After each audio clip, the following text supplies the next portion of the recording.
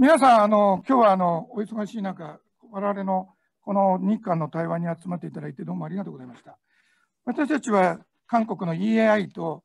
2013年から毎年日韓未来対話というのをやってるんですね。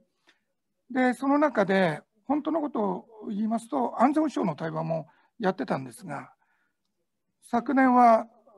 コロナの感染症の問題がありまして、その問題の議論になりまして、ずっと日韓問題の安全保障問題をいつのタイミングでやるかということを悩んでおりました。で、今日こういう形で実現できたことを非常に日本側の主催者として嬉しく思っております。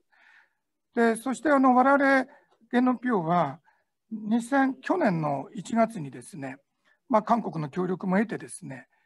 この北東アジア全域に将来平和を作ろうと、そういうふうな大きな視野を持った議論を進めるということの一つのプロジェクトを始めております。で、今回の議論は EIA とやってる日韓の未来対話の中でのおける安全保障の話と、我々が考えているこの地域の将来を踏まえた平和というものの議論の2つの目的を持って対話を行いたいと思っております。で、今日の議題はもう事前に皆さんにお渡ししてますが、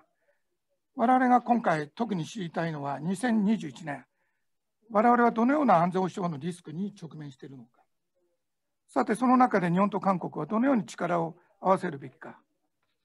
将来の出口に向けて我々はどのような努力を開始すべきかです。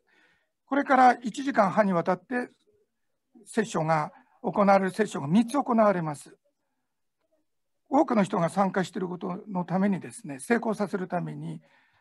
問題提起の方は10分以内の原則をぜひ守っていただきたい。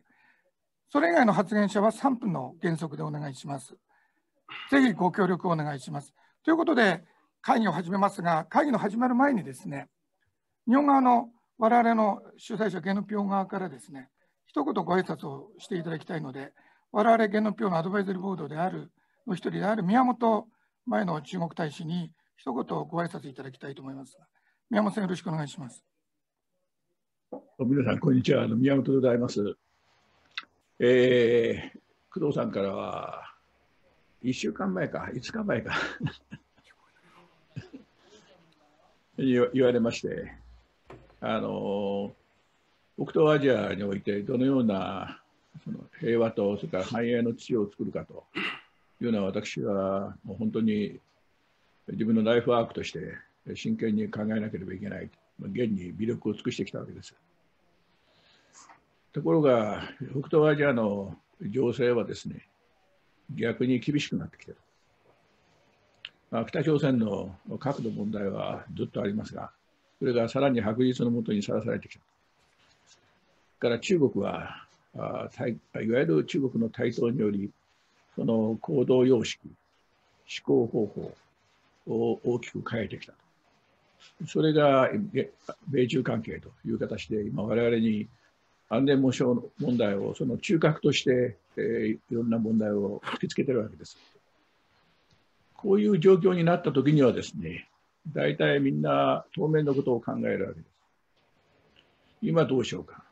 どういうふうにやっていこうか。それも非常に大事です。こういい加減にしてて、いい明日が待っているはずはございません。しかしながら、そこだけに議論がとどまったときには、結局我々は今のいる現状から抜け出せないという、そ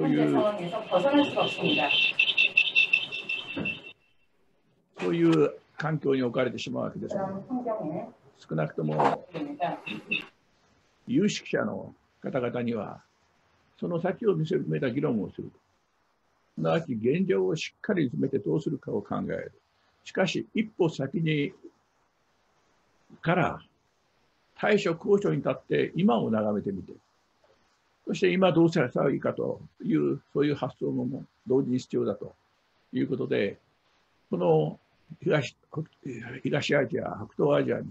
どういう平和な環境を作るのがそれぞれにとって望ましいかという議論も同時並行的に始めるべきだというふうに主張してまいりました。そういう中でですね、言論 NPO が NHR をとって、皆様方のご協力でですね、こういう対話が始まったということを大変嬉しく思っております。やはりこういう段階でですね、それを真剣に検討し、それに対して回答を出す。少なくとも政府当局者が何かやらなきゃいかんと思ったときには、彼らにこういう案がありますよというものを提起にする。それができるようにしておくと。それが東アジアの有識者の責務であるというふうに強く信じております。従いまして、今回のその皆さん方の集いもですね、そういう形の議論に資するものになるということを強く期待しながら、今回の皆さん方の会合のご成功をあらかじめお祝いしておきたいと思います。以上です。宮本さん、どうもありがとうございました。ちょっと事前に今日ぶっつけ本番なので韓国側と具体的な打ち合わせもしてなかったんですが、ソンヨルさん、一言、さっき顔が見かけたんですが、一言挨拶ありますか？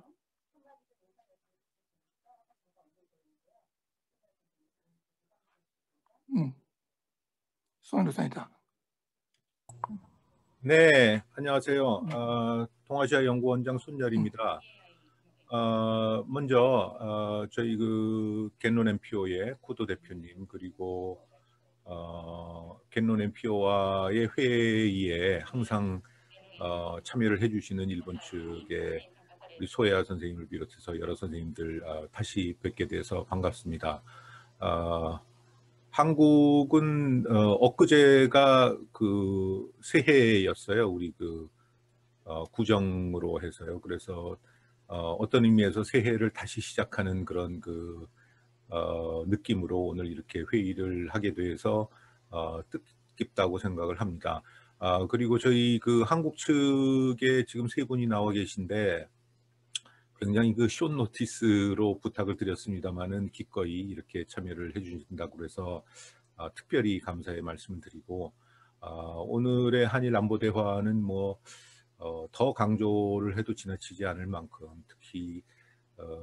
한일 간의 전반적인 관계가 특히 그 정치 관계가 상당히 그 좋지 않고 그 관계 때문에 안보 차원에서도 여러 가지 어려운 일들이 상당히 많습니다. 그래서 그것들을 오늘 회의를 통해서 어떻게 풀 수 있는지 그 지혜를 좀 모아주셨으면 하는 그런 바람으로 오늘 회의를 기대를 하고 있습니다. 다시 한번 이런 그 귀한 자리를 마련해 주신 겐론 NPO 측에 감사를 드립니다. はい、ありがとうございます。どうもありがとうございました。では議論を開始します。第1セッションです。第1セッションは、まさに2021年、我々はどんなリスクに直面しているのか。多分日本の我々は中国ということを非常に意識していますが、一方で朝鮮半島の問題や日韓関係の問題もあるかもしれません。ここあたりは率直に意見交換をしたいと思っております。で、申し訳ないんですが、まず日本側から問題提起を交互にやりたいという、交互というか、最後のいろんなちょっと考えていることもあって、日本側から問題提起してもらいます。幸田さん、10分以内でお願いします。皆さん、こんにちは。幸田です。10分ということです。これ以上のご挨拶はやめて、早速本題に入りたいと思います。日韓の安全保障ということですが、特に北東アジアでは、先ほど工藤さんからもありましたけれども、中国問題、それと北朝鮮を中心とする朝鮮半島の問題に、日韓がどのように協調して取り組むかということが一番大きなことになるんだろうと思います。なお、私のバックグラウンドは海上自衛隊で自衛艦隊司令官という作戦部隊のトップを務めてきました。そういう意味で安全保障いろいろな要素があるんですが、やはり軍事というものを6割ぐらいの比重で、あとその他の要素も入れながら今からの話は持ち上げます。軍事一辺倒でもありませんし、それ以外一辺倒でもありません。ただしやはり軍事の色合いが強い。すなわち最悪のケースというものを考えるということですね。中国ですと、やはり独善的な対外政策、南シナ海、東シナ海、それの間にある台湾、それからさらに最近では太平洋諸国、それからインド洋まで出ていっている。でさらに我々の共通の同盟国であるアメリカの対応を難しくしているのが中国とイランと中心をする中東問題ですね。で、これを軍事面で見ますと、もう皆様ご案内の通り、人民解放軍は相当精力的に軍事力整備を進めていると。で、一部にはディクライニングアメリカとか、もうアメリカは中国に勝てないとかいう論さえ出てます。しかし、ここは冷静に米軍が有事に展開する能力と中国軍の能力というものについて、やはり専門家が正確に評価する必要があると思います。私は必ずしもディクライニングアメリカというものについては賛成する立場ではありません。これは単に私が自衛官だったからということではありません。専門家として冷静に分析したということですね。それからもう一つ中国に関わるのが、中国とロシアの軍事協力ですね。これも日韓直接というよりも、やはり相当アメリカの対応を難しくしているという意味で、気をつける必要があると思います。あと2つ、やはり中国、コロナを封じ込め成功してますので、やはり中国一人勝ちという中で、アメリカに対してさらに強硬に出てくるという恐れがあるということですね。で、最後は、新しいバイデン政権が、トランプ政権でかろうじて成立をさせた、ある意味暫定合意とも言われてますけども、第一弾合意の次の本格的な第二弾交渉、これをやるのかやらないのか、あるいはやらないとしたらどういうふうに中国と関わっていくのかということがやっぱり非常に大きな要素になると思います。次に北朝鮮ですが、北朝鮮については、やはり多くの方が国民生活、経済、コロナ対策を最優先で金正恩総書記が取り組んでいるということについては共通の認識だろうと思います。しかし同時に北はその中で非常に資源配分が苦しいんだろうと思うんですけれども、やはり ICBM とか潜水艦発射弾道弾とか核開発について継続をしていると。これもまた別の事実なんですね。ただ、この先北朝鮮がアメリカの抑止というものを考えながら、ロシア、中国を、ある意味味方に入れながら、アメリカを中心として日米間にどう取り組んでくるかということが一つのポイントだと思います。そこで、私がちょっと心配しているのは、韓国では相当強く語られているんですが、日本であまり重視されていないのが、北朝鮮が去年中心に実施しました600km 以内よりの弾道ミサイルとか大口径のロケットの発射実験といいますか、これは明らかに南を念頭に置いた北の新しい戦力構築ですので、これがこの先、北と南の軍事力バランスにどう影響を与えていくのか、あるいは米軍の作戦計画にどう与えていくのかということについて、日本側はより深く見る必要があると思います。それから北朝鮮問題というのは、従来の6カ国協議、これは日本の言葉で、通訳の方うまくいけるか分かりませんが、日本の言葉で船頭を多くして、船山に登るということがあるんですが、うまく訳せますかね。船頭を多くして。船頭が大きければ意見がまとまらずに、船が海の上じゃなくて陸に走っちゃうということですね。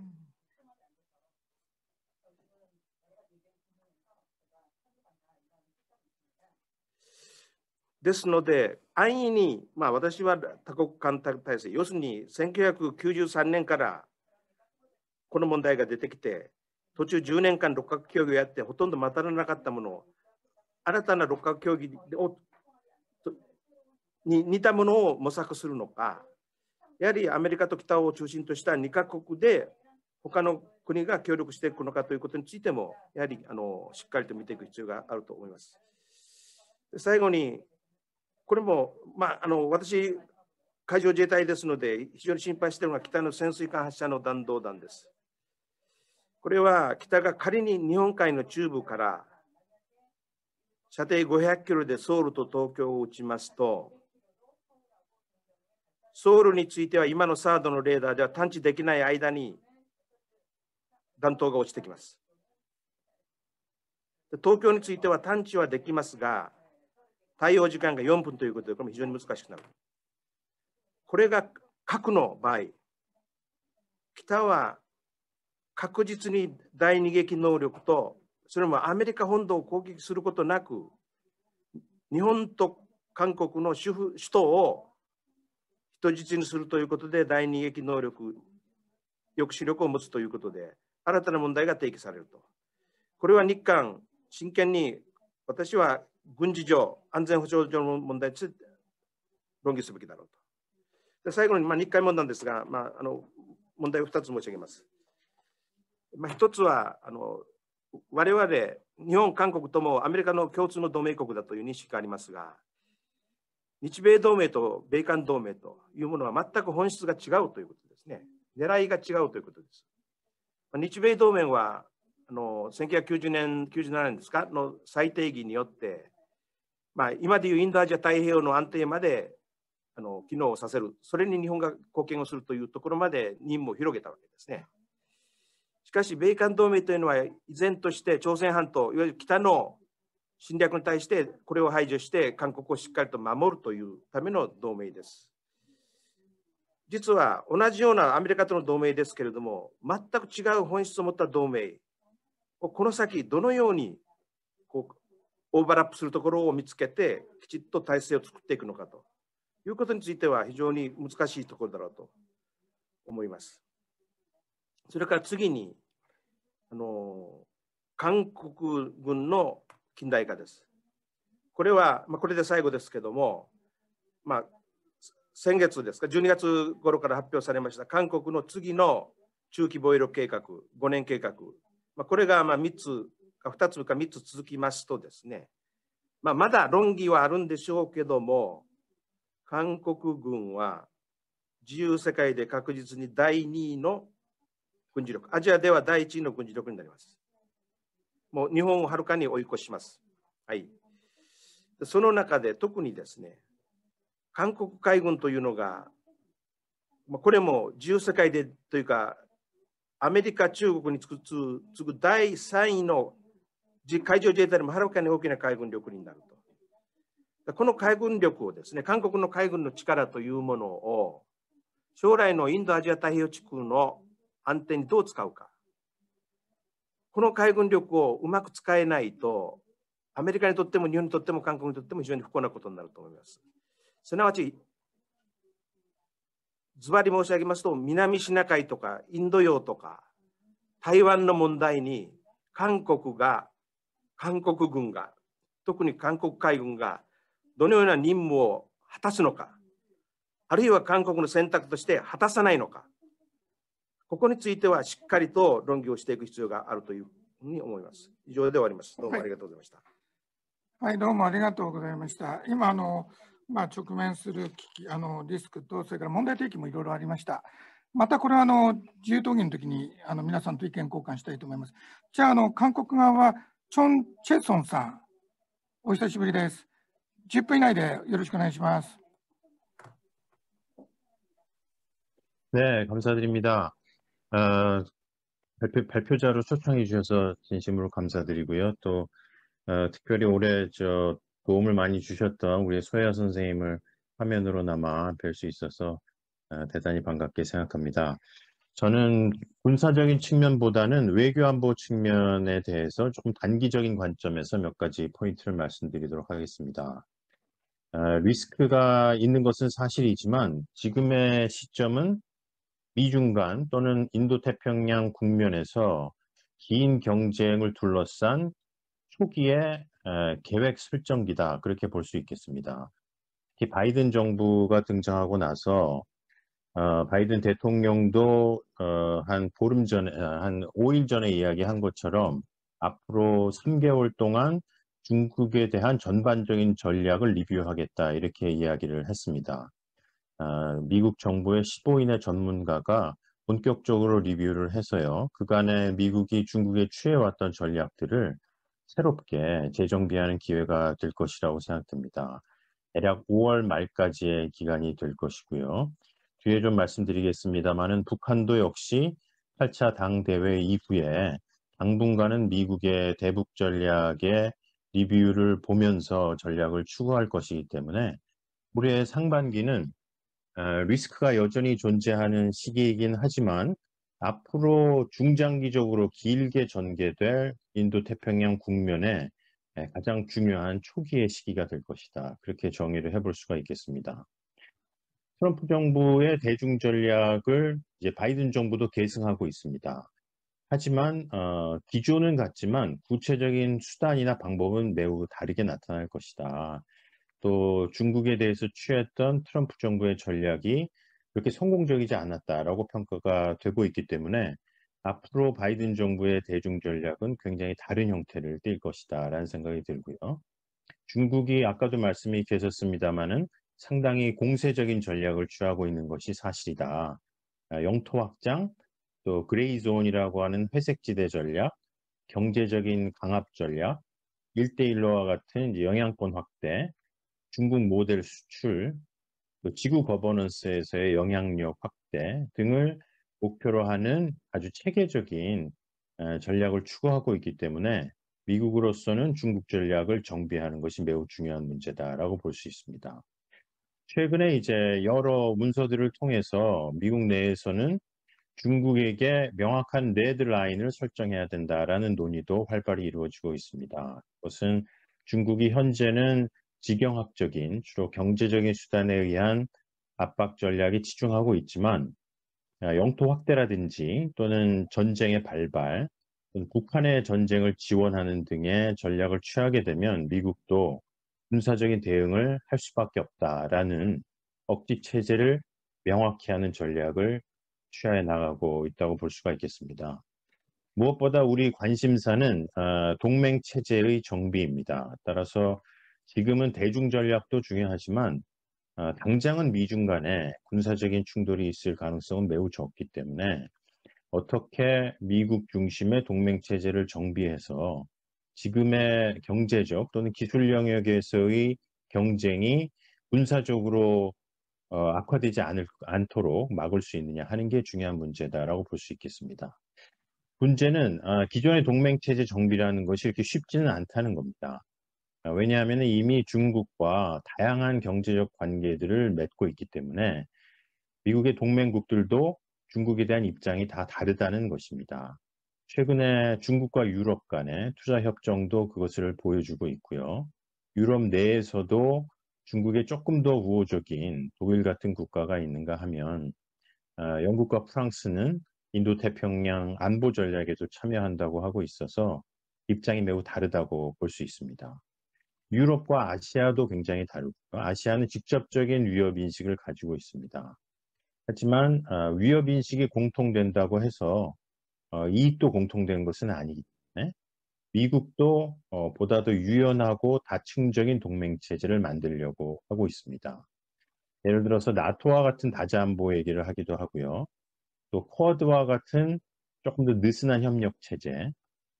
더 느슨하지만 지구적인 차원을 가지는 그 민주주의 연합체, 또 9.11 이후에 보였던 의지의 연합과 같은 다양한 형태의 동맹체제가 올 수 있다. 또 이것을 동맹국의 입장에 잘 맞추어서 조합하는 그런 다변화가 예상된다고 볼 수 있습니다. 따라서 동맹국들 입장에서도 각각의 이익을 고려하면서도 중장기적인 중국의 위협에 대응하기 위한 조금 더 유연한 사고를 가질 필요가 있다는 것이지요. 또 중요한 것은 중국이 수시로 경제 보복과 강압을 하기 때문에 거기에 대응하는 것이 매우 어렵다는 것입니다. 한국도 지금 여론조사를 보면 중국에 대한 선호도가 급격하게 낮아져 있는 것을 알 수 있고요. 그것은 사드 배치 이후에 경제 보복 조치에 대한 한국민들의 어떤 인식 때문에 크게 영향을 받고 있습니다. 문제는 그러한 경제 강압이 동맹국들의 대응을 매우 어렵게 한다는 것입니다. 따라서 미국은 최근에 다양한 논의를 통해서 중국이 동맹국들을 경제적으로 강압할 경우에 자동적으로 미국이 동맹국들을 도와주는 그런 형태의 메커니즘을 만들어가고 있다. 따라서 중국의 경제 강압에 대한 미국의 공동 대응 방안이 매우 중요하다는 것입니다. 그것은 공급망도 그러하고요. 또 다자 경제 체제에도 그러할 것으로 보여집니다. 그런 것이 점차 완비되어 갈 때 중국에 대한 조금 더 조직적인 대응이 외교안보적으로도 가능할 것이다. 그렇게 보여지고요. 당장은 미중 간의 군사력 격차가 여전히 크기 때문에 그런 격차를 유지하는 속에서 어떻게 동맹체제를 현명하게 정비해 갈 것인가 하는 게 당면 과제인 그런 시기이다. 이렇게 말씀드릴 수 있겠습니다. 북한의 위협은 아까 말씀처럼 대량살상 무기의 위협도 중요하지만 한국과 일본의 입장에서는 단거리 또 중거리 미사일과 SLBM과 같은 잠수함 발사 미사일의 위협이 대단히 증가하고 있다. 그런 위협 속에 북한이 당장 올해 상반기에 주변국에 대해서 군사 도발을 할 가능성은 그렇게 높지 않다는 것입니다. 그것은 북한이 경제난으로 여러 내부 체제 정비의 필요성에 직면해 있기 때문에 경제 발전에 주력하는 전략을 취하고 있습니다. 또 미국도 북한에 대한 전략을 일정 기간 동안 리뷰하겠다고 하고 있고요. 아까 말씀드렸던 중국에 대한 리뷰가 대부분 다 끝나야만 올해 6월, 7월 들어서서 대북 정책이 정해질 것으로 보입니다. 그때까지는 북한도 관망세 속에서 대북 전략에 대한 대응을 할 것이기 때문에 당장의 안보 위협은 없다. 하지만 특히 남북 간의 핵 문제와 별도의 군비 경쟁은 매우 강화되고 있다는 것입니다. 우리는 우리대로 통상 무기를 증강해서 북한의 위협에 대응해야 될 필요성이 있기 때문에 그런 속에서 남북 간의 위협은 굉장히 커지고 있고요. 반면에 비핵화 협상을 하려면 군비 축소도 해야 되는데 한국 입장에서는 중국에 대한 대응도 매우 중요하기 때문에 남북 간의 논리와 또 중국하고의 관계 속에서 우리의 군사 전략이 매우 어려움에 처할 수 있는 그런 가능성이 있다는 것입니다. 따라서 올해 후반기가 돼서 상황이 만약에 악화될 경우에 북한의 리스크를 관리해야 될 그런 상황도 매우 커질 가능성은 있다라고 볼 수 있겠습니다. 동북아 관련해서는 당장은 대만에 대한 중국의 강경 전략이 언제든지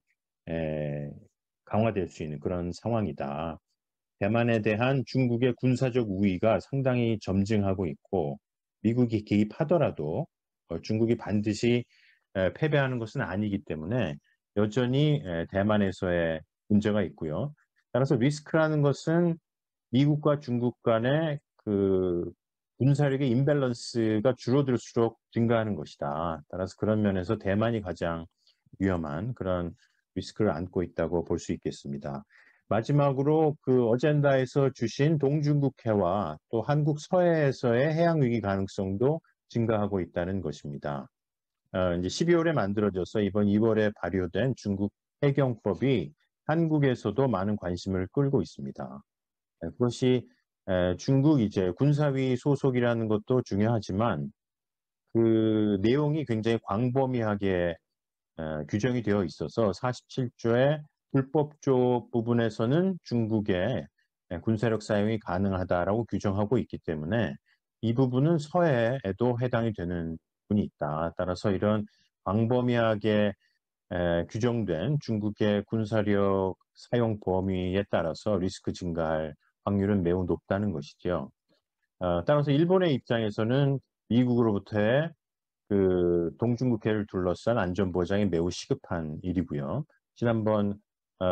통화에서도 정상간 통화에서도 이야기가 된 것으로 알 수 있습니다만 또 전체적인 체제적 차원에서도 큐즈와 같은 그런 우발적인 충동 방지를 위한 절차 합의가 매우 중요하다. 또 한국의 경우는 동해에서의 중국 러시아 합동 군사훈련이라든지 또는 이오도를 둘러싼 한중 간 그 카디스 방공 식별 구역 문제도 여전히 존재하기 때문에 이런 단기적인 양자 관계에서 한국과 중국 간의 위기 가능성도 상존하고 있는 그런 문제가 있다고 말씀드릴 수 있겠습니다. 네. 이상입니다. これから議論に入ります。手を挙げるという機能があるらしいんですが、それを使ってやってもらいたいんですが、わかりますか？普通あるんですが、どこからやるんだろう。画面右下のですね、反応かもしくはリアクションというところをクリックしていただくと、手を挙げるボタンがありますので、はい、そちらを押していただければこちらで指名しますので、よろしくお願いします。で、どうもありがとうございました。チョソンさん、チョン・チェソンさん、ありがとうございました。この状況の中で同盟関係というものをもうきちっと考えていくという非常に説得の力のある提案でした。じゃあこれから議論に入りますが、ちょっとその機能がまだうまく使えるまで、ちょっとこっちの方からじゃあ指名することになります。で、日本側のパネリストが今回多いんですね。なので、ちょっと均等にやるっていうのはあれなので、なるべく自発性をベースにして組み立てたいと思います。それから1人は発言は3分でお願いします。で、日本側はじゃあ、ちょっとまだその機能を使っている人がいないので、どうしようか。神保先生、聞こえてます？はい。了解しました。本日は、この日韓安全保障対話に参加できますことを、大変嬉しく思っております。どうぞよろしくお願いします。慶應義塾大学の、神保です。第1セッションと第2セッション、内容が重なることもたくさんあると思うんですけれども、やはり今大事なのは、過去2年間、我々が直面してきた北東アジアの情勢の変化と、今後どうするかというところをどう日韓で評価していくかっていうことがすごく大事だと思うんですね。というのは、2018年はやはり特別な年で、それは南北関係が動き、そして米朝関係が外交に大きくシフトする中で、朝鮮半島のこの、恒久的な平和体制とか、あるいは北朝鮮の完全な非核化といった問題に希望が生まれたと、可能性として。そこで韓国の外交姿勢や、同盟に対する姿勢のみならず、日韓関係をどうするかという位置づけが、やはりここで価値の転換がやっぱり起きちゃったと思うんですね。で、それは香田提督がおっしゃったように、日米同盟が見ている地域と、米韓同盟が見ている地域が、やっぱフォーカスが違ったということなので、私なんかは過去20年ぐらい、日米韓というのはもうバーチャルアライアンスで、この3カ国が共通の戦域といいますか、共通のこの戦略目標を見て協力し合うことが重大だと言い続けてきたわけなんですが、ところが2018年にどうもやっぱり日米同盟と米韓同盟っていうのは切り離さないと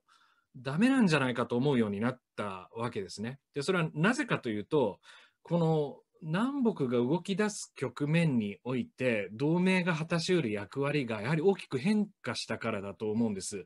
例えば北朝鮮が非核化を推進する上で核の脅威を下げるとか、あるいはアメリカの米軍プレゼンスを下げるといったバーターをしてくるときに、日米同盟はそのバーターに乗ることは一切できないということになっちゃったわけですね。切り離さないと米韓同盟のその論理に我々が巻き込まれるということになってしまうわけだと思います。したがってその大事なことは、やはり2018年の期待が現代大きくまた後退してしまった中で、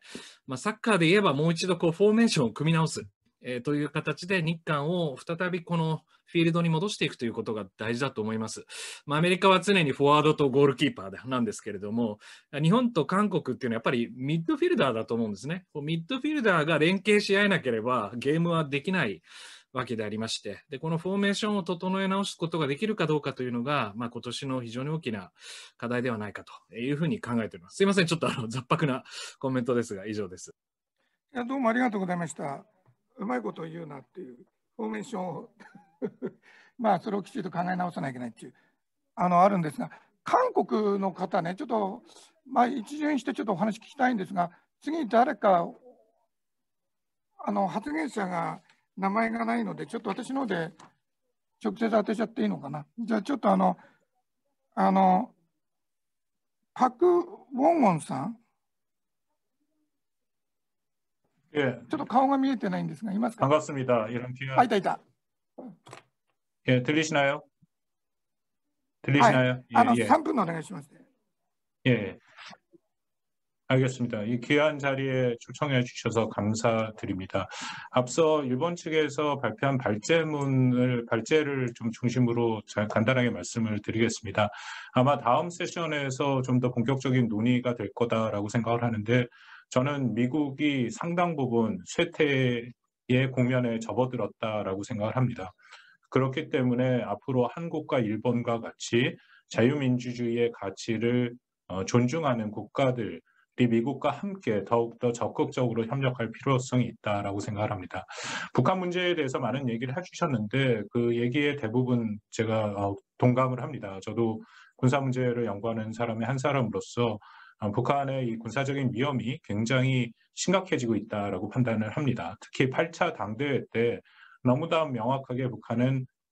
핵 보유, 핵 포기의 의지가 전혀 없고 그뿐만 아니라 훨씬 더 고도화된 핵을 보유하겠다. 사실상 미국과 중국, 러시아 같이 핵 강국들이 갖고 있는 핵 무기를 다 보유하겠다라는 의지를 천명을 했고요.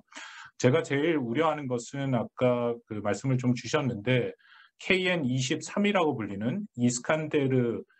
북한판 이스칸데르 미사일이죠. 사거리가 600km 정도로 알려졌는데 사실은 1000km까지 간다라는 그런 주장도 있습니다. 그렇다면 일본까지도 사거리에 포함하는 그런 그 전략 무기, 전술 무기인데요. 이것을 북한이 8차 당대회 때 너무나도 명확하게 앞으로 전술 핵 무기로 만들겠다라고 얘기를 했습니다. 이 KN-23이라고 불리는 것이죠. 더불어서 또 역시 북한판 에이테킴스라고 불리는 다연장 로켓포 KN-24라고 불리는데 그 두 무기 체계는 둘 다 핵탄두 탑재가 가능합니다. 그것을 앞으로 핵탄두를 탑재한 그런 미사일로 만들겠다 하는 건데 이것은 매우 심각한 한국과 일본에 대한 위협이 된다라고 생각을 합니다. 전술핵이 한반도에 위치하지 않은 상황에서 북한이 재래식 무기로 사용할 이런 준단거리 미사일의 전술핵을 탐지한다라는 것은 앞으로의 사소한 그런 무력 분쟁이 핵전쟁으로까지 이어질 그 가능성이 열려 있다라고 생각을 합니다. 이 문제에 대해서 한국과 미국, 일본이 정말로 심각하게 논의를 할 필요가 있다라고 생각을 합니다. 예, 한국과 현대화 문제에 대해서 얘기를 하셨는데 이것에 대해서는 저는 좀 그 동의가 안 되는 부분이 있습니다. 한국이 가고 있는 방향에 대해서 나중에 기회가 있으면 좀 말씀을 드리겠습니다만 글쎄 뭐 일본의 해상 자위대보다 더 큰 해군 능력을 가질 것인가에 대해서는 저는 생각이 좀 다릅니다. 특히 한국이 지금 준비하고 있는 것은 인도 태평양 차원에서 사용한다기보다는 미국과의 동맹에서의 의존도를 좀 낮추려고 하는 그런 모습이 보이고 있다라고도 말씀을 드리겠습니다. 감사합니다. はい。どうもありがとうございました。それから発言時間ご協力ありがとうございます。感謝します。じゃあ、日本の方で、やっぱり機能が使えないんだね。じゃあ、ちょっと見えてる人にちょっと当ててきます。ソヤ先生、お願いします。あれ、使えないのかね。使えますよ。使えるんだよね。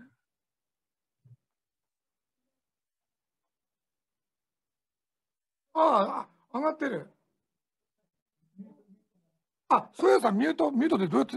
はいはい、すみません。手を挙げるってのは、今のこんな感じですかね。まあ、いいや、はい。さっき神保さんおっしゃった、あるいは他の方だったかもしれませんが、第1セッション、第2セッション、なんかテーマがもうかぶってますので、アメリカとか米中の話にもなってますけど、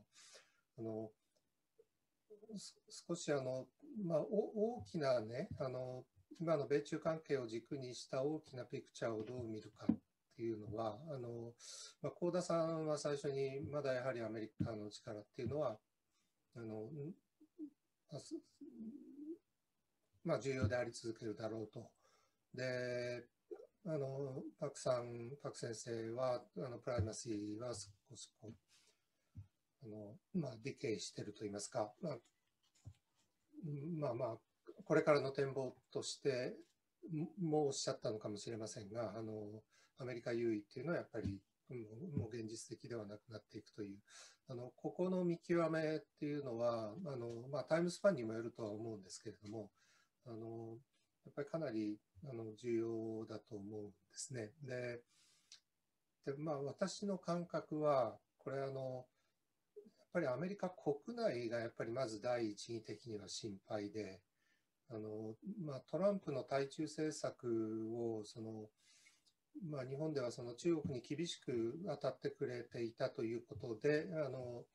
トランプ外交の継続を歓迎するような議論というのは実は必ずしも小さくなかったという印象があるんですが、トランプは別に地域のためにやっていたわけではなくて、アメリカのために中国を叩いてたわけですよね。ですから要するにアメリカのためにというところをベースラインにしたアメリカ社会全体の変化っていうのは、トランプ現象が持つ意味、大きさっていうことも当然ありますけれども、なんか今後もう止めようがないんじゃないかって感じがするんですね。で、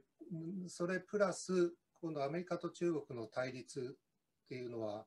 これはグローバルというよりは、やはりそのシアターは、アジア太平洋、ないしインド太平洋、ないしは中国の近辺ということになるわけですから、そうなると、そこでのアメリカの優位っていうのも、実は今後厳しくなっていくという、そういう重大な一種の構造変動が起きているという感じがするんですね。で、これが具体的なインパクトを持ち出すのにはやっぱり時間がかかるとは思いますけれども、それがトレンドであれば、やっぱりそれを前提にしたさまざまなこの議論ないし、政策的戦略的な仕込みっていうものが、やっぱりますますやっぱ本質的に重要になってきていて、で、そこが実は前置きなんですが、本題はじゃあ次のセッションあたりで、言いたいことは、その中でやっぱり日韓が協力しないでどうするんだということですよね。ですから、するかしないかではなくて、やっぱりするという前提でどういう協力をすべきかという議論が、やっぱりもっともっと日韓の間での日常的な風景になっていかないと、今申し上げたような構造変動への対応を、これは一国ではできっこないわけですから、ましてや日本一国でもできっこないわけで、そういう発想が大事になってくるんじゃないかなっていうことを、最初に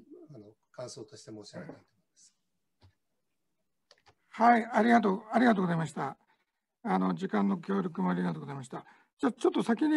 韓国の方でもう一方、シン・ソンホ先生いらっしゃいますよね。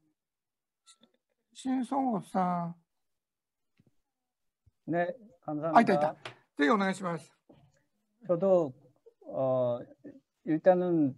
첫 번째 좀 큰 그림 차원에서 아까 방금 전에 소혜아 선생님께서 말씀하신 미국 변수에 대해서 일단은 좀 말씀을 드리고 싶습니다. 저희가 지금까지 동북아 안보라든지 뭐 미중 관계 이런 세계 질서 기타 등등을 얘기할 때 항상 기본 전제로 갖고 있었던 미국이라는 나라의 정체성이라든지 미국의 거기에서 나오는 외교 정책, 이거는 상당히 뭐 정권을 막론하고 항상 일관적인 측면이 있었는데, 그리고 거기에 따라서 상대방들이 어떻게 대응할 것인가, 뭐 북한이라든지 중국이라든지 내지는 한일 관계 등등도 다 그 미국이라는 하나의 변수가 아닌 상수를 놓고서 그 밑에서 이제 하위의 하나의 변수들로서 서로 어떤 상호작용을 하는지, 이것들을 저희가 분석을 해왔던 것이 지금까지의 현상인데, 아까 켄 진보 선생님께서도 말씀하셨듯이 하나의 커다란 구조가 하나가 변하는 것이, 저는 미국이 과연 지금까지 우리가 생각한 그러한 모습을 다시 회복할 수 있을지. 물론 바이든 행정부가 들어와서 미국이 back at the head table이라고 얘기하면서 이전에 그 외교 정책으로 돌아가려는 동맹 정책이라든지 하는 모습을 천명을 하고는 있지만 그 레토릭 수사와는 달리 미국 국내 현실이 그렇게 녹록해 쉬워 보이지는 않습니다. 얼마 전에 제가 워싱턴의 빅터차 교수하고 다른 회의를 하면서도 얘기했던 게 앞으로 향후 바이든 행정부의 올해뿐만 아니고 당분간 미국 외교 정책의 핵심 3가지를 얘기했는데 그 3가지가 첫째는 코로나, 둘째는 경제 문제, 그리고 제일 제가 놀랐던 게 3번째가 미국 국내의 인종 갈등을 어떻게 해결할 것인가라고 얘기를 했습니다.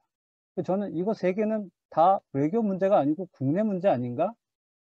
근데 제가 듣고 있는 여러 다른 소스의 미국 내에서 나오는 여러 다른 소스의 내용들을 봐도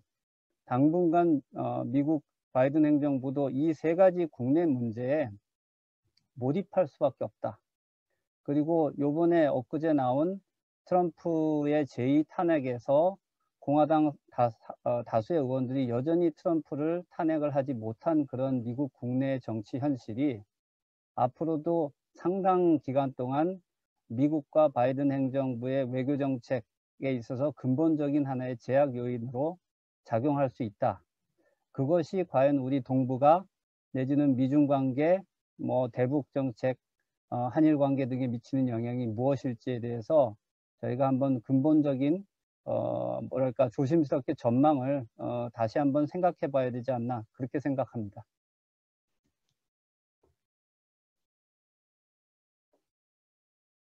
ありがとうございました。神保さん、曽谷さん言って、今の新孫保先生もそうですけど、アメリカという変数の中に構造的な変化があるんではないかということなんで、今、その話がちょっと今、大きな問題になってるんですが、ちょっと、香田さんも今手を挙げてるんですが、とりあえず日本側だと2方発言してないので、小野田さんと増田さん、ちょっと続けて3分以内でお話できますか。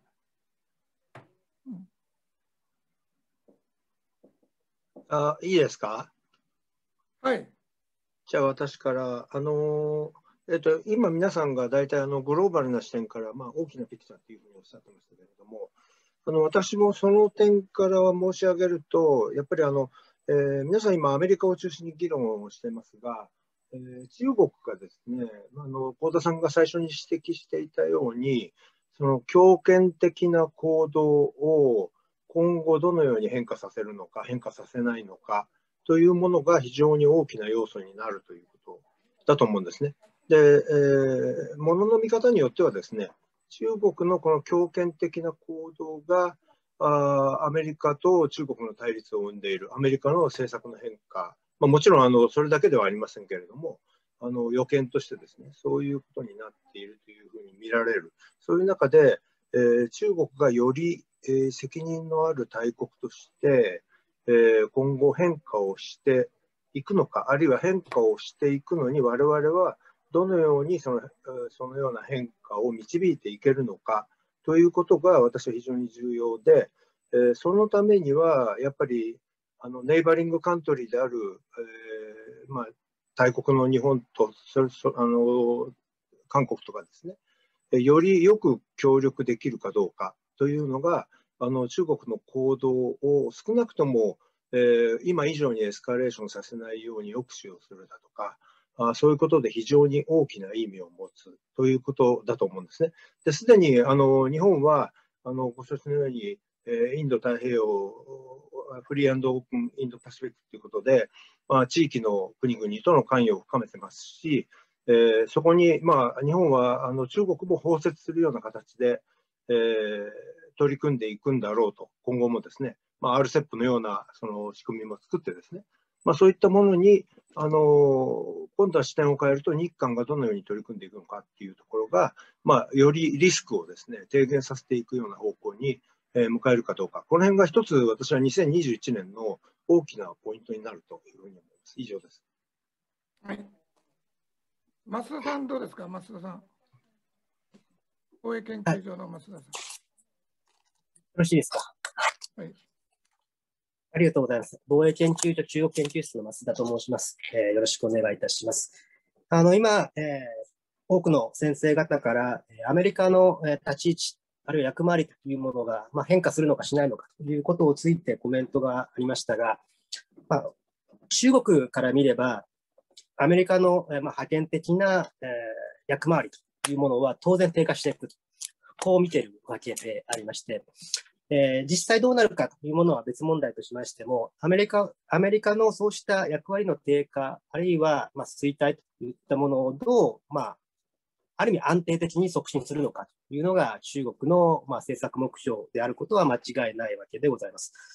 詳しくは第2セッションで中国の話が出てくると思いますが、そうした中で、中国が考えるのは、アメリカの同盟ネットワークといったものをこの地域においてどう、瓦解まではいきませんが、弱めていくのかと。その一つのきっかけとして見ているところが、大変残念な言い方ではありますが、米韓同盟弱いという認識は、この数年強まっているということは間違いないわけでございます。韓国を通じて、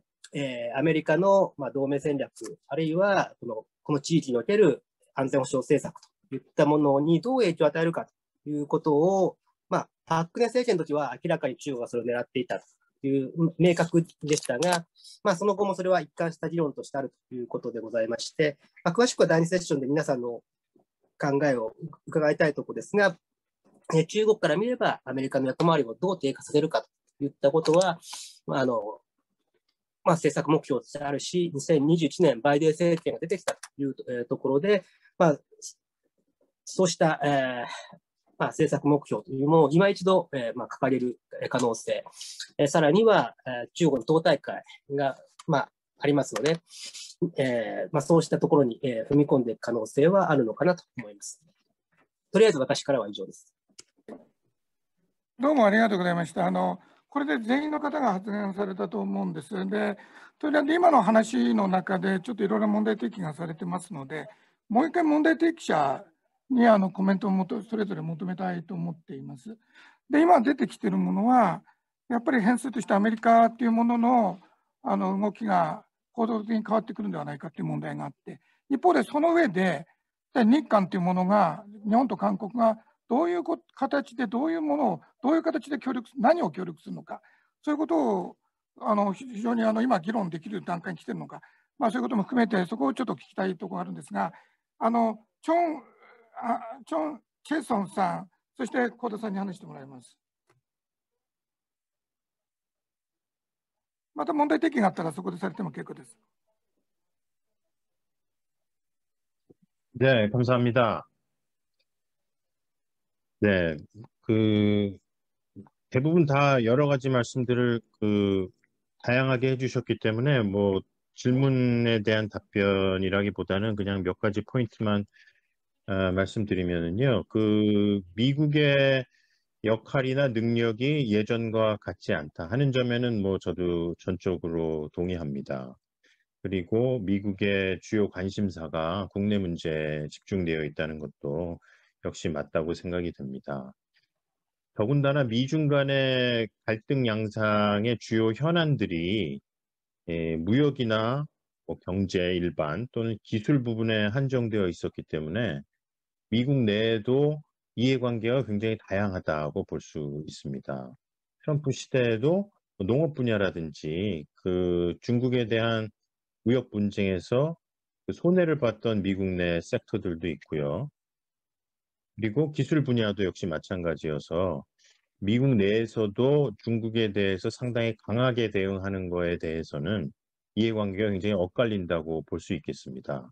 그런 면에서 일괄적으로 미중 관계가 경쟁으로 갈 것이다. 그렇게 보기는 쉽지 않다는 거죠. 미국에도 굉장히 다양한 행위자가 있기 때문에 미중 관계를 일률적으로 얘기하기는 어렵다라는 것이고, 하지만 이제 우리가 얘기하고 있는 외교 안보 영역은 그런 복합적인 이해관계라는 것은 사실 굉장히 어렵습니다. 그래서 만약에 미중이 구체적인 현안을 둘러싸고 군사 충돌이 있을 경우에는 미중 관계는 굉장히 변화될 가능성이 높다는 거죠. 따라서 영역별로 미중 관계의 양상이 굉장히 다르게 될 텐데, 만약에 구체적인 군사 충돌이 있을 경우에 그럴 경우에도 미국이 계속 미온적인 태도를 보이거나 또는 그 명확한 어떤 외교 정책을 보이지 않을 가능성은 별로 없다. 여전히 미국은 군사적인 측면에서는 강한 전진 배치와 적극적인 정책을 주장을 하고 있기 때문에 현안별로 미국의 대응을 좀 나눠서 봐야 될 필요가 있다는 거죠. 지난번에 이제 커트 캠벨 논문들에서도 보이는 것처럼 미국은 동아시아에 대한 확실한 전진 배치 속에서 군사적 우위를 활용해서 중국을 압박하겠다 이렇게 얘기를 하고 있기 때문에 지금 여러 가지 복잡한 상황이 있지만 미국이 외교 안보 부문에서 커미트먼트 자체가 줄어들고 있다라고 보기는 어렵다라는 생각을 해봐야 될 것 같고요. 두 번째는 미국의 대중 전략의 궁극적인 목적을 둘러싸고 굉장히 많은 논쟁이 진행 중이다. 트럼프 정부 후반에는 신냉전이라고 해서 중국의 체제에 대한 비판들이 있었습니다만은 바이든 정부 들어서는 그거보다 훨씬 다양한 논의가 진행 중이다. 최근에 이제 그 카네기에서 나왔죠. 그 롱거 텔리그램이라고 해서 긴 전문 이런 논문이 나왔는데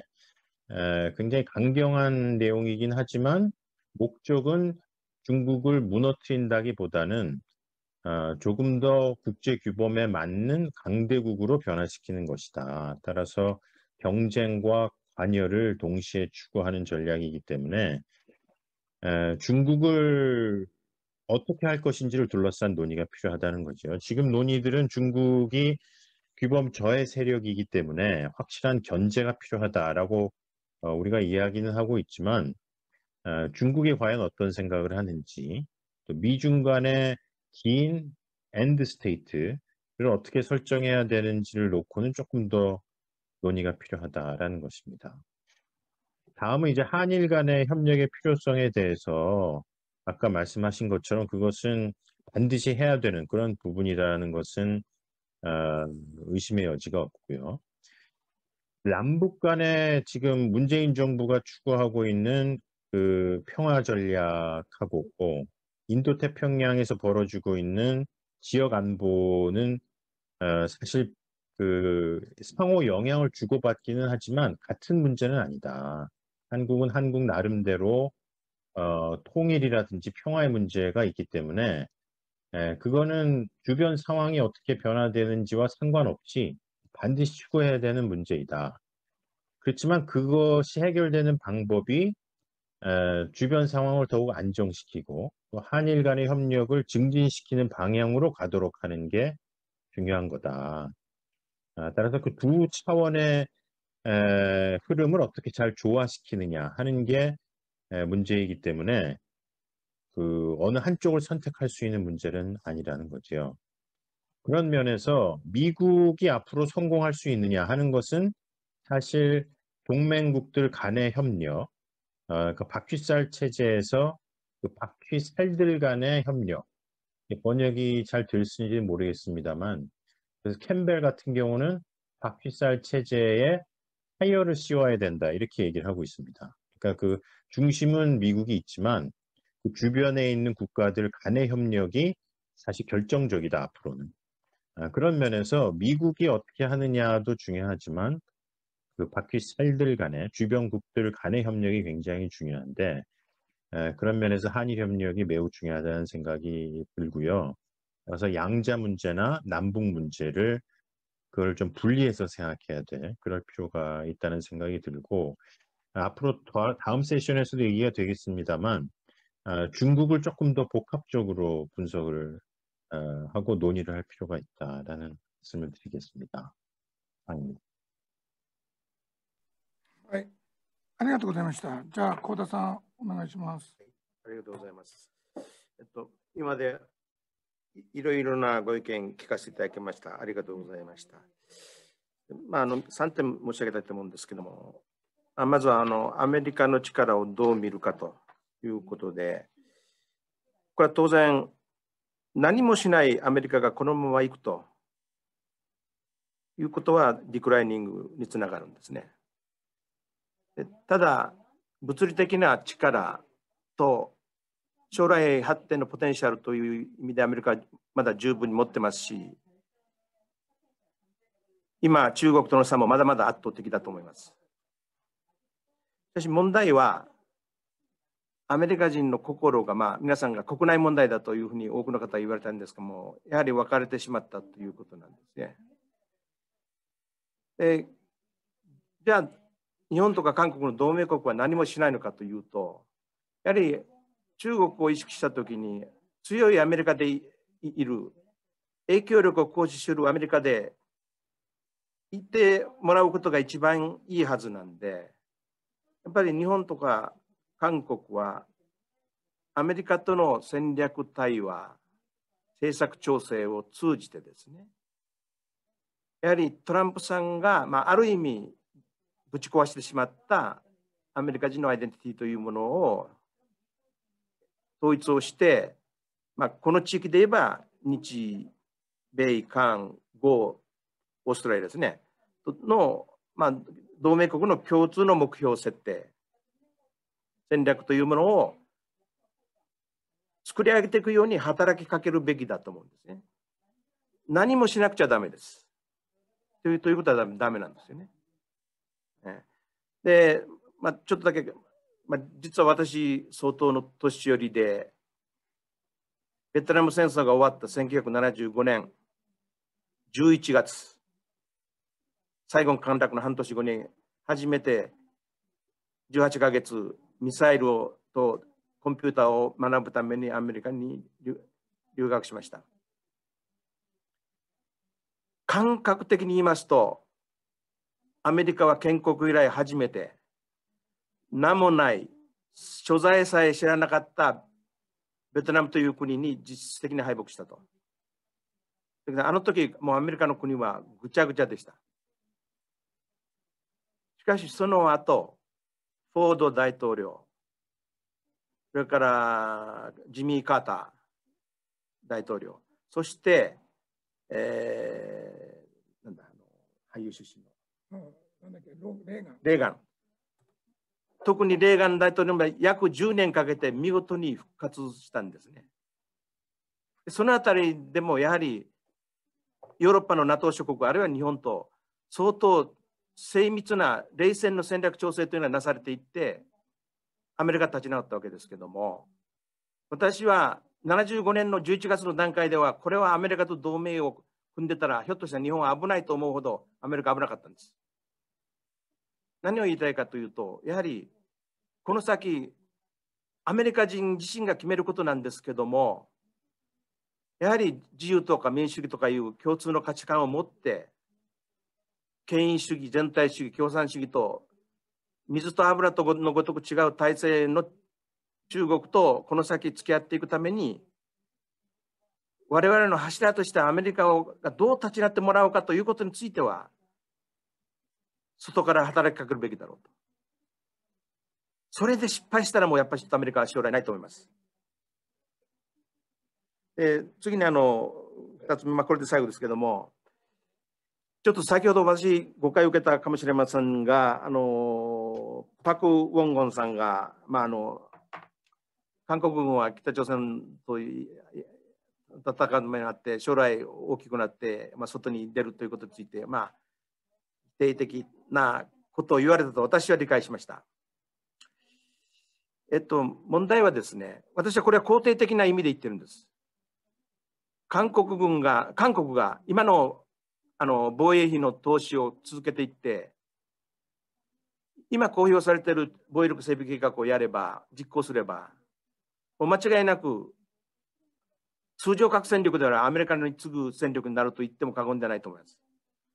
で問題は、日本も1990年代に日米安保の再定義、いわゆる日本に対する侵略の排除という防衛という狭い意味から、インドアジア、当時のアジアですね、今のインドアジア太平洋地域の平和探偵にどう自衛隊が貢献するかというところまで視野を広げたんですよね。その一つの成果として今、中東派遣とか PKO とかいろんなことをやってるわけですけども、実は韓国軍が力を十分に手に入れたときにですね、北朝鮮に備えながら、やはり朝鮮半島周辺だけではなくて、インドアジア太平洋において韓国軍がどのように貢献をするかということを私は避けて通れない課題だと思うんですね。現実に韓国が私は強くなると思ってますので、それはいいことだと思ってますので。で、最後にここだけ。そうすれば、おのずと日韓の今抱えている問題とは別のところで、インドアジアの安定に自衛隊と韓国軍がどう貢献するかというところで、今の問題と関わりなく、日韓の軍事交流というものが、場ができるわけです。これは希望的、楽観的すぎるかもしれませんが、やはりそういう現実を踏まえたときにですね、私はそう追求する、そういうことも追求するべきだろうと。最後に、ただ残念ながらまだ日本の中ではですね、韓国がそれだけ軍事力を増強しているということが知られていない。で、私は冷静にカウントしてますと、専門的に見ますと、間違いなく韓国軍はそういう時に2030年頃には来るだろうと。その時ひょっとしたら米軍の力がひょっとしたら落ち始めるかもしれないんですね。わかりませんけど、その時に力を得た韓国軍と自衛隊とが米軍とともにどういう戦略構造を作るかというのは大きな日米間の接着剤になるんじゃないかというふうに考えているわけです。以上です。はい。どうもありがとうございました。今またちょっといろいろまた問題提起がありました。で、韓国の方に次答えていただきたいんですが、どうしましょう。じゃあさっきの順で、まずお話、まだね、20分ぐらいありますから、もうちょっと議論できます。パク・ウォンウォンさん、お願いします。예, 괜찮으시면 답변을 좀 해도 될까요? はい、どうぞ。예. 아까 시간이 없어서 말씀을 다 못 드렸는데요. 현재 우리 한국 문재인 정부가 추진하고 있는 이 중기 발전 계획, 5개년 계획에 대해서는 이건 저의 해석입니다만 제 해석이 크게 틀리진 않았다라고 생각을 합니다. 가장 큰 그 목표 중에 하나는 전자권 전환을 위해서입니다. 전자권을 전환하기 위해서는 한국이 그만큼 능력이 있어야 되고 그것이 조건을 충족하는 것이죠. 미국도 그것을 요구하고 있고요. 두 번째는 현재 한국 정부의 여러 가지 성향을 아마 잘 아시리라 생각을 합니다만 자주성을 강조하고 있습니다. 앞으로 한미 동맹에 특히 트럼프 행정부 때 한국이 경험했던 동맹의 불안전성을 생각을 해서 앞으로 어떻게 될지 모르기 때문에 한미 동맹이 쇠퇴하거나 이전같이 기능을 하지 못할 경우를 대비한 그런 한국의 자주적인 움직임이 그 안에 반영이 돼 있다라고 생각을 하고요. 세 번째는 안타깝게도 일본을 겨냥한 면도 분명히 있습니다. 특히 한국 정부가 일본과의 관계가 문재인 정부가 좋지 않다라는 건 다 알고 계시고 그렇기 때문에 일본을 겨냥해서 한국이 또 자주적인 그런 군사 능력을 가져야 된다. 특히 경항모를 아시겠지만 도입한다라는 거는 저는 개인적으로 굉장히 반대하는 사람 중에 하나인데요. 여전히 경항모가 왜 필요한지 그 문제는 일본을 겨냥한 면도 분명히 있다라는 것이 저의 판단입니다. 더불어서 전체적으로 아까 방금 말씀하신 것처럼 이 모든 한국의 전략 증강이 인도태평양에서 미국, 일본과 함께 이 지역의 안정을 갖고 오는 방향으로 간다라면 당연히 다행이고 그 방향으로 가는 것에 저도 전적으로 동의를 합니다만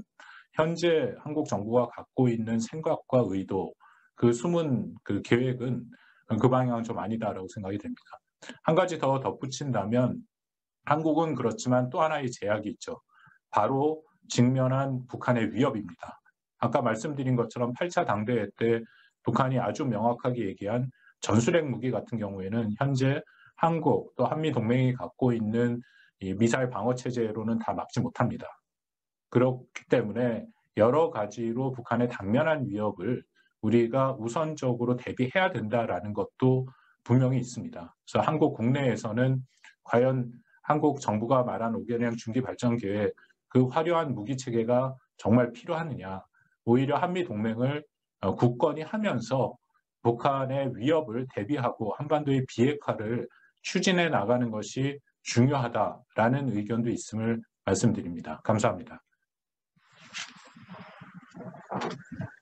どうしましょう、日本側は。多分ですね、神保さんは次、冒頭発言するから、神保さん、あ、ソヤさん、手挙げた、手挙げてた。よかった、この手を挙げてください。この、サインが非常に嬉しいです。ソヤさん、お願いします。ちょっと使ってみたかったので、ですね、兄さん、今度さっきちょっとずいぶん雑白な話ですので、極めて今度は超具体的な質問なんですが、ちょっと今のパク先生のご発言は、ちょっと質問考えたときには頭になかったんですが、ちょっと伺ったので、一点だけ申し上げて、何にちょっと、なんて言うんでしょうね。言われてみりゃそうかなと思ったことがあってですね、それは韓国がその対米同盟の枠の中での自主性を高めるという、そういう動機がずっとあるっていうのは、昔から一貫したものだと思うんですが、でそれはもっぱら北との関係ということで、常識的には理解してた人が多いと思いますけれども、今、パク先生がちょっとおっしゃったのは、要するに日本に対するその防衛政策上のその自立性というような意味合いも、もう今の政権の誰かは考えているかもしれないというのはご趣旨だったと思うんですが、実はその発想は私に全くなかったので、その点また他の方でもちょっと復縁していただけるとありがたいということと、それからこれは日本側のせっかく軍事安全保障の専門家の方が揃ってますので、ぜひお伺いしたいと思ったのは、これからですね、アメリカがその対中軍事戦略を見直していくときに、一つ焦点にしているのは中国のミサイルの脅威なわけですよね。在日米軍基地も含めて、中国のこのミサイルの急速な増強で、もう多分有事になったら全部いっぺんにやられちゃうんじゃないかというようなね、現実的な見積もりすら出てくるわけで、それに対してアメリカが備えるときに、要するに中距離ミサイルの日本配備の問題なんです、具体的な質問は。でそのアメリカのミサイル配備という問題もあるし、日本独自のミサイル開発というのは、これは敵視攻撃論の延長線上なのかもしれませんが、そんな問題がですね、これからアメリカの働きかけの中で現実に起きてくる可能性というのはあると思うんですが、それについてどう分析なさっているかというのが質問です。それから、これ韓国の人への質問なんですけど、万が一その日本がですね、中距離ミサイルを、これもちろん対中戦略として日米同盟の枠の中でやるわけですけども、やるとしたら、それが韓国に向けられるというね、韓国の安全保障上の脅威だという受け止め方が出てくる可能性っていうのは、どのぐらいあるのかというのが、韓国側への、質問です。はい、以上です。はい。どうもありがとうございました。では、韓国側、答えてほしいんです。とりあえず、シン・ソンホ先生に答えていただいて、もしくは誰か付け加えることがあったら、追加でお願いします。誰か手を挙げた？パクさん？まず、シン・ソンホさん答えて、次、パクさんお願いします。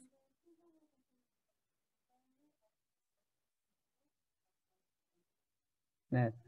먼저 소혜 선생님께서 말씀하신 박원권 교수님의 한국의 전자권 전환이 북한뿐만이 아니고 일본 때문에도 그런 것이냐 거기에 대해서는 저는 좀 의견을 달리하고 있습니다. 그러니까 물론 일반적으로 그 지금 전자권 전환을 하게 되면 자연스럽게 한국이 한국 스스로의 방위를 책임을 더 많이 져야 되고, 지금 현재 정부에서도 점점 불안정한 그 동북아 정세, 그 경우에는 지금까지 한미 동맹이나 한국의 그 주 임무는 아직도 여전히 북한의 그 군사적 위협에 대한 대응이지만, 장기적으로는 동북아의 불안정한 정세에서 한국이 어떻게 상황에 대해서 대처해야 될 것인가에 대한 그런 생각도 할 수밖에 없겠죠. 그것은 굳이 특정한 일본을 겨냥해서라기보다는 오히려 저는 중국이나 여러 가지 다른 변수들을 생각해서 그 경우에는 아까 말씀하셨듯이 우리가 충분한 나름대로의 자위력, 그야말로 방위력이 있어야 되겠다는 차원에서 지금까지 북한 위협에 대해서는 육군 중심으로만 군 구조가 되어 있던 것을 공군이라든지 해군을 좀 더 늘릴 수밖에 없다라는 그런 차원에서 뭐 해군력 강화도 일어난다고 저는 보이고요. 그것이 무슨 특별히 일본이 한국에 대해서 위협이 된다라고 생각해서 일본을 겨냥해서 경항모를 만든다든지 한다고는 저는 생각하지 않습니다. 물론 저도 개인적으로는 경항모를 왜 만드는지 한국 내에서도 지금 논란이 많이 되고 있고 상당한 비판이 있습니다. 그래서 그 문제는 차치하고요. 그래서 저는 아직은 뭐 문재인 정부에서 그렇게 일본을 군사적 위협 내지는 일본을 겨냥한 군사력을 내지는 뭐 전자권 전환을 취한다라고는 생각하고 있지 않습니다. 그리고 자, 박 선생. 네, 이 정도로 대답하겠습니다. 예. 뭐 다양한 해석과 의견이 있다라고 생각이 되는데요. 제가 그 한국 현재 문재인 정부의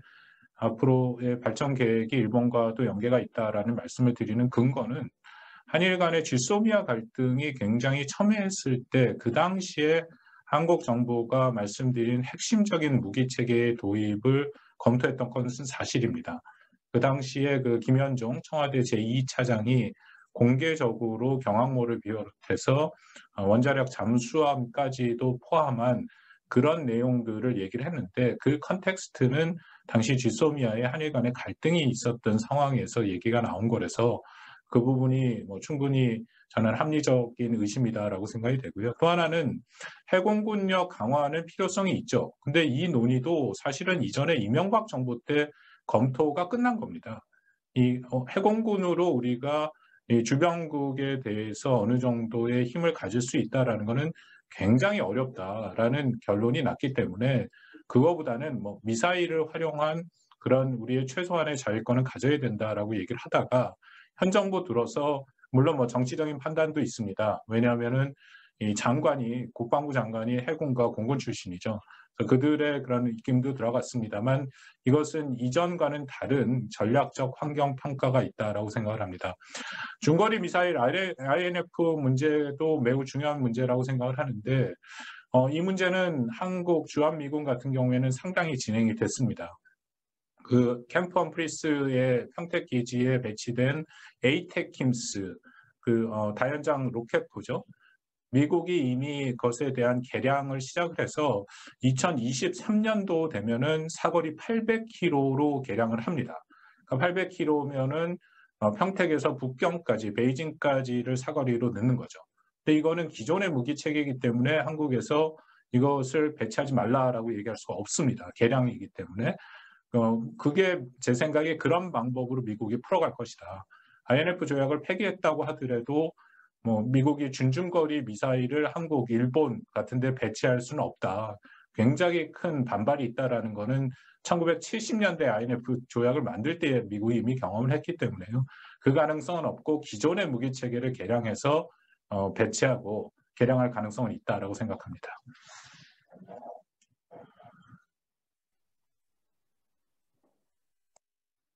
はい、ありがとうございました。じゃあ、手を挙げられている神保さん、お願いします。はい、ありがとうございます。添谷先生から、特にアメリカの西太平洋におけるミサイル配備問題どうなるだろうかということについていくつかお話ししたいと思うんですけれども、添谷先生ご指摘の通り、中国のいわゆるA2AD 能力がどんどん拡大する中で、核となる問題はアメリカが前方展開をして、まさに第一列島線の中のこの戦域ですね、シアターの中に戦力を投射して戦うということが、極めてコストが高くなってしまっている状態にあるということだと思います。で、これを乗り越えるために、おそらく3つの方向性で今、国防省は検討していると思うんですけれども、一つはそういう状況でも頑張って戦うということを、一生懸命海兵隊、海軍、新しい戦略の中で、インシアターでもコストが高い環境でも戦える環境を整えるのを頑張るというのが、一つ目で、二つ目はよく言う、いわゆるクロスドメインですよね。宇宙、サイバー、電磁波といった様々な領域を重ね合わせて、レガシーの領域で押し込まれている優勢を他の領域でカバーして総合的な優勢にしていくという方向が2番目と、で3番目は添谷先生のおっしゃる、いわゆるこのアウトレンジからの攻撃能力を増やしていくということだと思います。ですから、長射程の、1000とか1000キロとかですね、そういったことの巡航ミサイルとか、極超音速ミサイルを、増やして、中国は当然重心性という観点では陸地がありますから、どんどん補給できるんですけれども、アメリカから見るとこれは、空と海の空間なので、非常に難しいわけですね。戦力投射を重ね合わせていくと、そこでできれば、航空機発射とか艦艇から発射するだけではなくて、地上から発射するプラットフォームをできるだけ増やしていかないと、中国のこのミサイル戦力とオフセットすることができないというのが今の、考え方なんだと思います。理屈は、さておき、こんなことが本当にできるのかということなんですけれども、極めて政治的には厳しい局面だと思います。で、おそらくステップとして考えるのは、今日本が、昨年の12月の閣議決定でやった通りなんですけれども、まずは洋上の対艦ミサイルの延伸をしていくと、いわゆる我々が言っているスタンドオフ防衛ですけれども、中国の陸上まで届かないような範囲において艦艇を攻撃するような形での射程延長を目指していくという方向があるんだと思います。で、ただし、ここだけに話はとどまらないで、さらに射程を延伸してですね、敵の航空基地とか港湾施設とかを破壊できなければ、実際のハイエンド紛争なのに意味ないじゃないかっていうのはその通りなので、実際はそれをじゃあ日本とかフィリピンとか、オーストラリア等にですね、配備本当にできるのかという議論というのはあるだろうと思います。で、最後にこれが日本と韓国の認め合うところになるかどうかということなんですけれども、先ほどパク先生おっしゃった通りなんですけど、韓国はちょうど2012年に、玄武というミサイルのこの射程の延伸を行って、で、いわゆる韓国にいう 3K ですよね。特にこのキルチェーン、といわゆるマッシブリタリエーションを行えるような運搬手段というものを整備していくっていうのが韓国の国防政策なんか非常に重要だったんですけど、基本的に日本はいろいろ思うところはありますけれども、それは韓国の国防にとって当然重要なことで、これは翻っては日本の安全にも極めて重要になっていくという形での理解を持って、いわゆるミサイルの延伸というものを評価していたと。で、したがってやはりこういう議論をするときには、新しいシステムが一体どういう戦略上の目標を達成するものになるんだろうかということの理解がどのぐらい日韓の中で深まるかということがすごく重要だなと思うんですね。もちろん日本に配備できるかどうかっていうのはまた別問題なんですけれども、実際にそういう流れになったときに無用ないさかいを起こさないような理解の情勢っていうのがすごい必要だと思います。で、3番目、最後ですけれども、パク先生がおっしゃられた例の北朝鮮の戦術核の問題なんですけれども、おそらくこれね、数年回り巡って、韓国における戦術核の再配備の問題に再び戻ってくるんだと思うんですよ。で、特に保守政権になった時に、この時に日本はどう態度を示すかっていうことなんですけど、私はすでに新聞に韓国が戦術核を再配備することを日本は基本的に賛成すべきであるという立場を言ってるんですね。それは日本の拡大抑止にとってプラスになると考えているんですけれども、でもそこまでの理解に至るためには本当に何度も繰り返し専門的な議論を繰り返さないと、とても一般の国民が理解することにはならないので、政策対話がその意味でも非常に重要になるということになるんだと思います。すいません、ちょっと長くなりました。はい、ありがとうございました。まだ二方、日本でも発言されてないんですが、次のセッションでちょっとまたお願いします。あと5分ありますので、今の話を全部踏まえてですね、初めの問題提起者に最後のコメントを出してほしいということで、まずは今度は韓国側のチョン・チェソンさん、それで幸田さん、それでこのセッションを終わりにしたいと思います。よろしくお願いします。네, 특별히 덧붙일 말씀이 많은 건 아닌데요. 경항모 관련해서는 지금 관점에서는 논쟁이 있는 것은 당연하다는 생각은 듭니다. 근데 논쟁이 나온 것은 작년 배경도 있지만 이미 90년대부터 해군력 증강에 대한 다양한 논의들이 있었고, 문제는 미국의 동맹 공약이 약화된다는 트럼프 시대의 새로운 환경도 있기 때문에 단기적 관점에서는 박원근 교수 말씀하신 그런 상황이 있는 걸로 충분히 이해는 됩니다만, 일각에서는 미국의 동맹 공약은 약화되고 전장의 범위가 넓어진 속에서 한국의 미래 군사력을 어떻게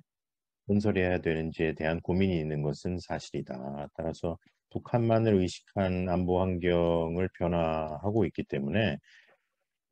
당장은 경항모 자체가 그런 환경에 맞는 무기 체계냐 하는 질문이 있을 수 있지만, 아까 일본 측에서 말씀하신 것처럼 한국의 안보가 특히 남중국해라든지 또는 수송로 측면에서 이미 미국에 대한 의존을 전제로 하고 있는데, 그런 상황이 만약에 변화된다면 한국 스스로 어떤 안보 선택을 해야 되는지에 대한 아주 새로운 세팅에서의 국방의 고민은 여전히 존재하는 것이고요. 그런 면에서 미래지향적으로 방위력 건설 문제도 좀 볼 필요가 있다. 그런 말씀을 드리겠습니다. はい、ありがとうございました。じゃあ、幸田さん、最後になります。はい。大変いい論議ができたと思います。で、最後に染先生のご質問に答えるような格好で総括といいますか、例えばなんですが、危険な論議としてですね、例えばアメリカの嘉手納が中国に近すぎるから一発でやられてしまうという論議がよくあるわけですね。あるいは日本の尖閣も中国に人飲みされると。しかし、中国が嘉手納を攻撃したときは、すでに上海は同じように日の海になってるんですよね。要するにそれが戦争なんですよ。我々はとかく自分たちだけの立場でものを見がちなんですけども、アメリカが正常な判断をすれば、例えば中国からすると、嘉手納というアメリカの中核基地を完全に破壊するコストとして、上海周辺の中国の宝である一大生産地域を灰にしますかという選択はたちまち迫られるんです。その論議がほとんどされてない。その論議なくして我々近いから一方的にやられるという論議になるんですよ。我々自衛官とか韓国の軍人の人たちは常に彼と我とのことを考えてますから、そうは考えないんですが、巷の論議っていうのはそういうことで、アメリカが弱いねとか、中国が圧倒的に強いとかで言うんですけど、北京にしたら、広州から天津ぐらいまでの海岸地域を破壊されるということについては、それをたかが嘉手納と三沢と横須賀を潰して灰にされたら、中国はもう存在価値がなくなるわけですよね。ですから、実はそれほど簡単ではない。逆に日本列島、あるいはフィリピン、台湾が中国の南シナ海、東シナ海を封鎖しているということの方が、はるかに価値としては、軍事的な大きい側面もあるということですね。そういうことを総合的に判断をして、どうするかということが必要だと思います。それから最後に中距離核に関連をしたアメリカのミサイル配備をどうするかということなんですが、これもあまり日本で論議されてないんですが、実はアメリカがスタート条約で一番得をした国なんです。これは何かというと、1970年以降、新スタートもあるんですけども、ミニットマン3、400機で開発することが一切必要なかったんですね。50年間。本来、戦略核ミサイルを開発すべき、極めて大きな国家資源が、通常兵器、それからサイバーとか宇宙に回せたわけです。それで今、アメリカが全世界をコントロールできる軍事力になっているんです。その間にソ連は何種類もミサイルを開発しました。ものすごい大きなお金をかけて。その分、相対的に言うと、アメリカに対して在来兵力は極めて遅れを取ってしまった。それが冷戦の敗戦につながったわけです。一因です。すべてとは言いません。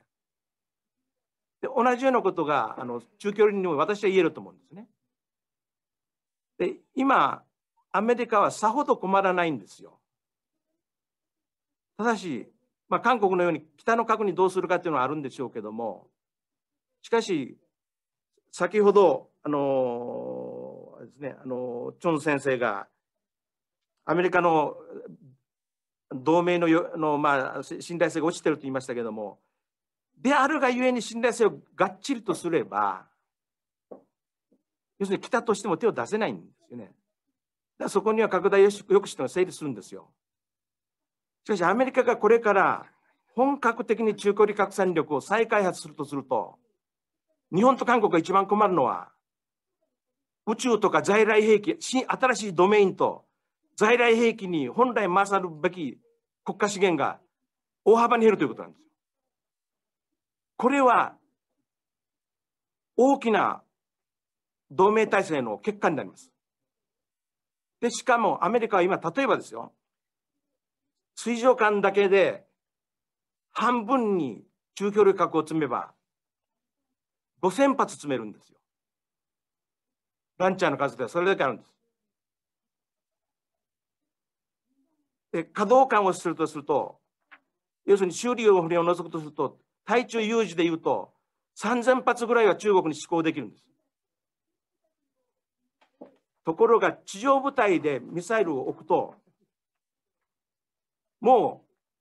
これの弾力的な運用、機動的な運用とは極めて難しくなる。で、さらに韓国に対しては、日本はひょっとして自分を撃つんじゃないかと。これは日本が持った場合ですけど、米軍は撃たないんでしょうけども。ですから私は、これもアメリカの決心なんですが、日本は真剣にですね、そういうところも含めて、アメリカと戦略調整、政策調整をしなければならない。言うは簡単なんですよ。しかし私は元海上自衛官として実際に軍事に携わったものとして、一番最悪の選択が